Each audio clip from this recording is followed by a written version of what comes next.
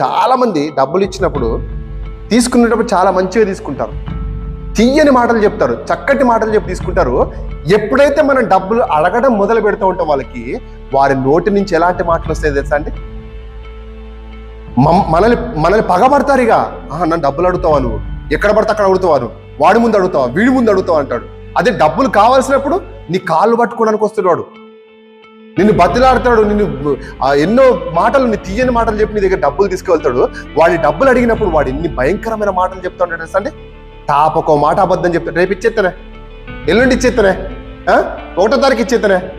అన్ని 1వ తారీఖులో పోయి సంవత్సరం అయిపోతుంది అనమాట. మళ్ళీ 1వ తారీఖు వచ్చేస్తుంది. ప్రతి నెల 1వ తారీఖు పోతే కానీ వాడు డబ్బులు ఇయ్యడు.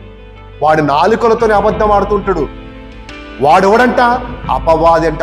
అట్లా అబద్ధం ఆడేటోళ్ళని మీరు చూసినప్పుడు మీరు గుర్తుపట్టేయాలంట, వీళ్ళు అపవాది ఉన్నాడని. వీడు అబద్ధం ఆడుతున్నాడని మనం గ్రహించగలుగుతాం అప్పుడు వాడిని చూసి.